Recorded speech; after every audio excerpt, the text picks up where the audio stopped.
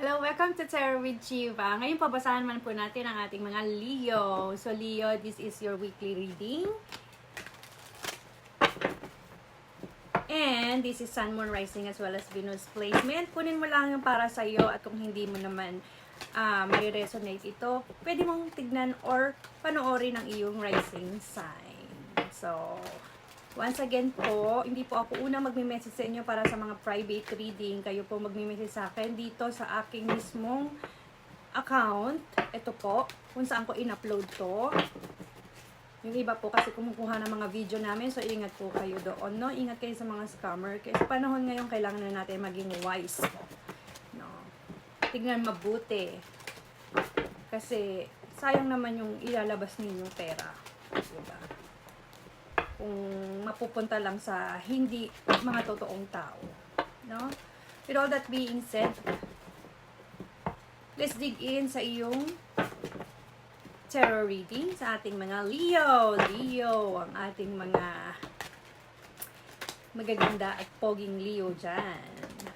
Okay, once again, this is Sun, Moon, Rising as well as Venus placement. Tignan natin ang energy ng ating mga Leo. For Leo, please. For Leo, please.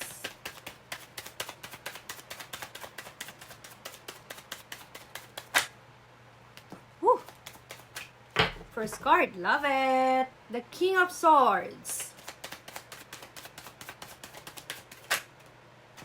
The King of Pentacles. Whew! King na king ang ating mga Leo.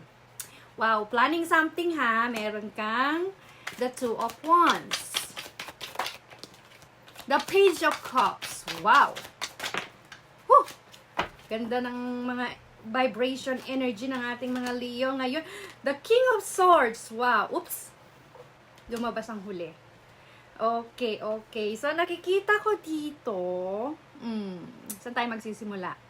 Sa positive or sa medyo negative? Saan mo gusto? Okay, so positive muna tayo, no?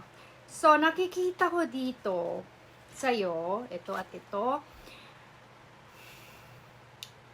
Malakas ang hatak mo sa iyong social, ngayon parang social situation, no?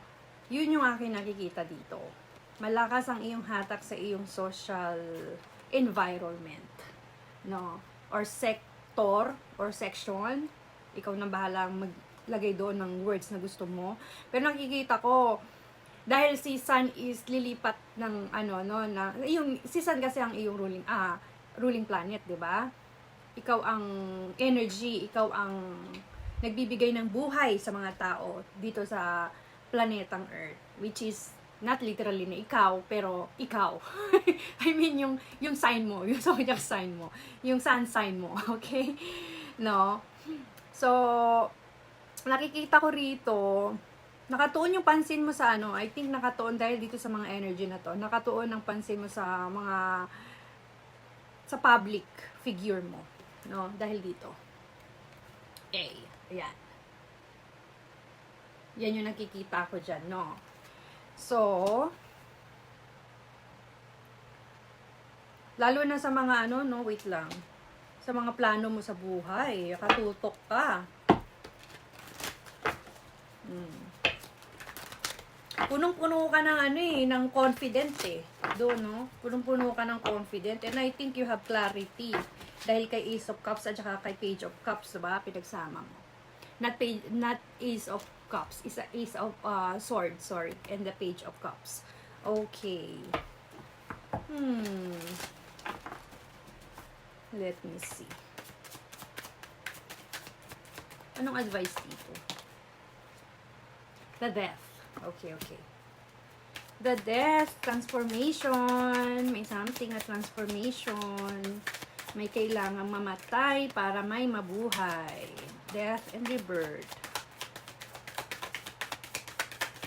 Siguro dahil, sabi na, the Tower. Okay. One more for Leo, please. For Leo.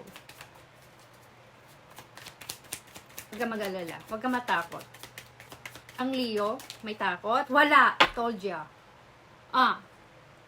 Nine of Pentacles. Bottom of the deck, the Ten of Cups. Ganda. Pero ang advice kasi, advice to no? Let me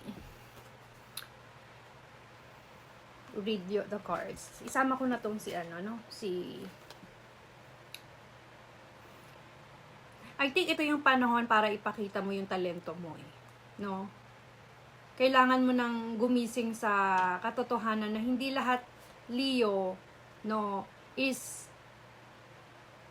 parang ano lang, appearance lang. No? Kailangan mo patotohanan na talaga. Yun yung nakikita ko dito para magkaroon ka ng ano. No? Pero malakas naman yung confident mo ngayon, yung energy mo ngayon, malakas. Pero ina-advise sa'yo dito ng mga cards is ipakita yung iyo talagang talento, kung anong talento meron ka, kung meron kang proyekto or mga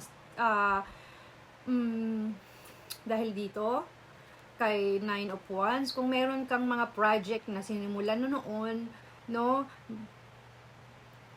or sinimulan mo na matagal na panahon or iniisip mo, no, na simulan, ito na yung panahon para i-share mo sa mundo. Yun yung gustong iparating sa'yo. No? Yun yung gustong iparating sa'yo ng mundo. Dahil meron kang king dito. King of Pentacles pa. Kailangan mo lang ng clarity na maging King of Swords. 'Di ba? Yun yung nakikita ko dito. So, kailangan mong ipakita kung, 'di ba, yung mga plano mo, ayan, 'di ba, nakikita mo. Pakita mo sa mundo yung talento mo. Labas mo yung talento mo sa mundo, pero kailangan, no, ang advice kasi dito, kailangan wag ka magiging dominant. Alam mo yon, yung maging kailangan ikaw yung masunod, 'di ba? Siyempre, born leader ka eh, no? Son ka eh. Ikaw yung father eh, father of all zodiac sign, 'di ba? Masculine ka eh. So kailangan huwag ka masyadong ma-distract, or hindi naman ma-distract, huwag ka masyadong magdodominante. No, kasi ang tunay na leader, alam naman natin, ang tunay na leader, isa, dalawa, no? Ay, hindi ito. Nasaan yung isa? Ito nga. Ang tunay na leader ay marunong ding makinig sa opinyon ng iba.